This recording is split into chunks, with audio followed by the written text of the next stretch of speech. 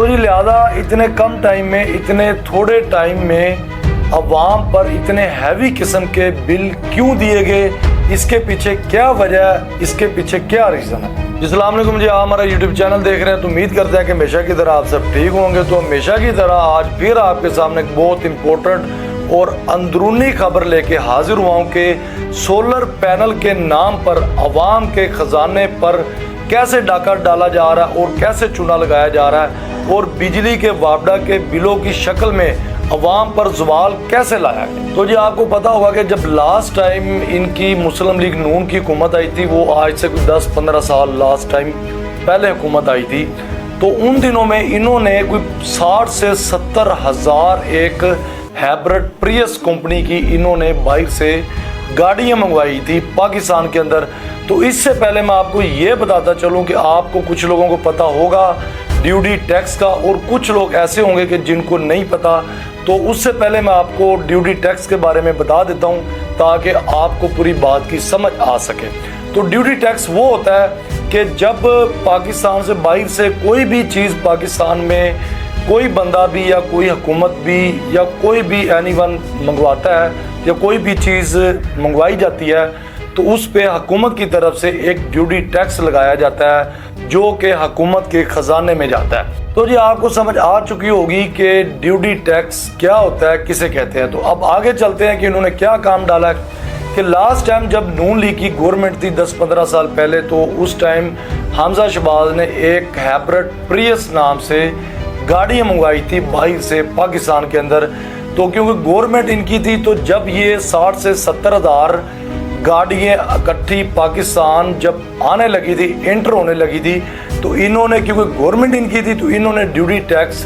वक्ती तौर पर, आर्जी तौर पर ख़त्म कर दिया था। तो उसके बाद जब पाकिस्तान के अंदर वो गाड़ियाँ एंटर हो चुकी थी तो उसके बाद फौरी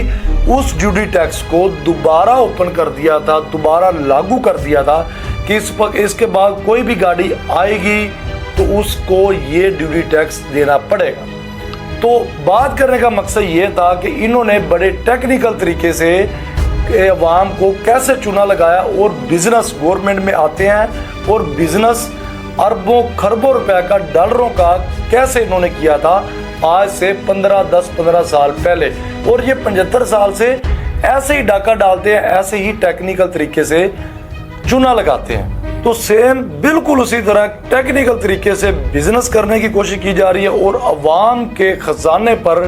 डाका मारने की कोशिश की जा रही है। तो जी लिहाजा इतने कम टाइम में, इतने थोड़े टाइम में अवाम पर इतने हैवी किस्म के बिल क्यों दिए गए, इसके पीछे क्या वजह है, इसके पीछे क्या रीज़न है। तो जी अवाम की चीखें इसलिए निकलवाई गई कि अवाम को बड़े कम टाइम में, बड़े थोड़े टाइम पे मजबूर किया जाए कि अवाम मजबूर होकर सोलर पैनल्स पर आएँ और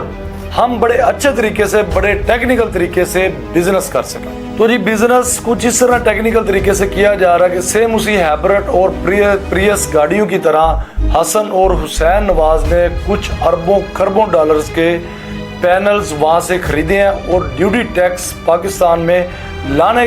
के लिए ख़त्म किया गया है। और जैसे वो पाकिस्तान में अरबों और खरबों डॉलर्स के सोलर पैनल इंटर हुए हैं तो उसके बाद दोबारा टैक्स लागू कर दिया गया है और उसी को महंगे दामों में बेचकर बिजनेस किया जा रहा है। तो जी मेरे ख्याल में अब तक आपको समझ आ चुकी होगी कि इस कौम के ख़जाने पर कैसे डाका डाला जा रहा है और चूना कैसे लगाया जा रहा है और ये नून लीग किस तरह टेक्निकल तरीके से बिजनेस कर रही है और करती आई है। तो आज के लिए इतना ही। अगर आपको हमारा व्लॉग पसंद आया तो हमारे व्लॉग को, चैनल को सब्सक्राइब करें ताकि हर ऐसे आने वाला व्लॉग आप तक पहुंच सके और शेयर करें और कमेंट करें। अल्लाह हाफ़िज़।